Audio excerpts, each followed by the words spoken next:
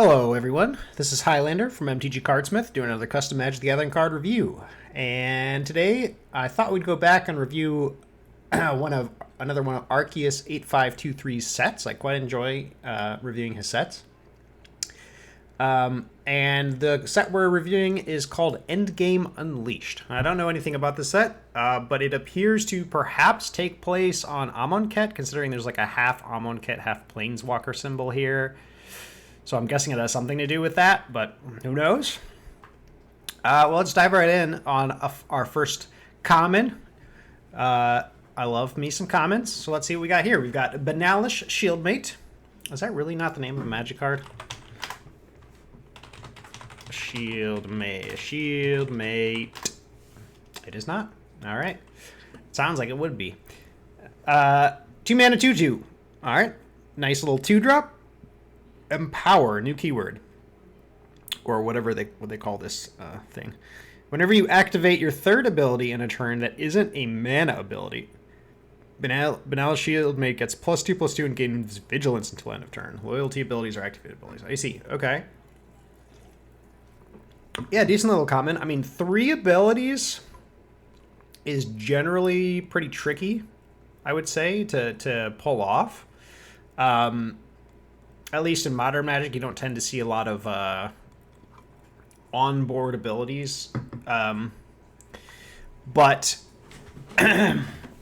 presumably, I mean, this is hinting heavily that this appears to probably be a Planeswalker heavy set. So I'm guessing the idea here is like it's like sort of like a 2 mana 2/2. You know, it's a fine little card, but once you have 3 Planeswalkers in play, bam, this guy becomes a 4/4 vigilance basically. So that's pretty neat. I mean, 3 Planeswalkers is certainly asking a lot. So, yeah, I mean, this is a perfectly fine common.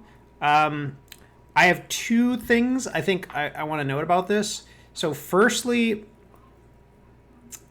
the way this is worded, whenever you activate your third ability in a turn that isn't a mana ability, Benalish Shieldmate gets +2/+2. Correct me if I'm wrong, but the way this is worded, the first 2 abilities can be mana abilities, I think. Whenever you activate your third ability in a turn that isn't a mana ability. Again, I could be wrong about that. I understand you're probably trying... I'm assuming here you're trying to exclude mana abilities altogether, which would make sense.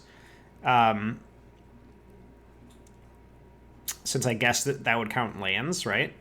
Lands have mana abilities. So, yeah, again, I'm not sure exactly. I'm not 100% on this, but it seems to me like the way this is worded, it's only the third ability that doesn't have to be a mana ability, and I'm assuming that's unintentional.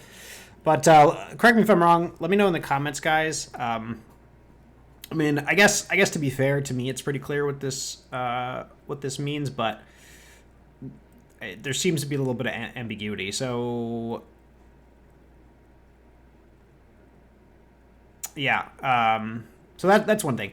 The other thing is, so the payoff here is pretty big. I like the payoff. +2/+2 and vigilance for your 2-drop is good. This guy is pretty bad if you don't get the ability off. It's just a 2 mana 2/2, which doesn't really cut it in today's limited formats. Excuse me. So, depending on how easy it is to get these empower triggers off, you may want to consider putting vigilance on the creature baseline and then just making the +2/+2 the empower trigger. I think that would be a nice simple little fix that makes this guy sort of more relevant in the early game. It still doesn't make it like super good or anything, but it just boosts it up a little bit in power without the empower trigger.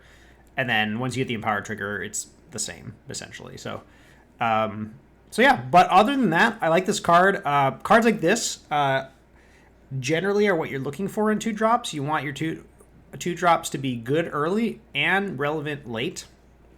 This does do that. It is not very good early though. That's my only sort of drawback on this. I mean, just a regular 2/2 tends to either just trade off or you know, it becomes pretty irrelevant pretty quickly. So, but I think, yeah, besides that, totally reasonable common, nice little card. I would probably give this one a 7 out of 10. I think. I think really my main issue with this card. Well, both issues I think are relevant. They're both smaller issues. I would say they're not really like game breaking or anything like that. But I would like to see a slightly more clear wording on the Empower. And I personally think that putting Vigilance on this guy baseline would be perfectly fine. It would, and I think would make this card just play a little bit better. So, but yeah, 7 out of 10 for Benalish Shieldmate. I like it. Let's see. Oh, and I want to mention this Empower thing is pretty unique. So, Arceus seems to do a pretty good job of finding kind of unique, you know, unique little mechanics and stuff like that. So, so yeah, I like it. And I'll see you guys on the next card. Thank you for watching.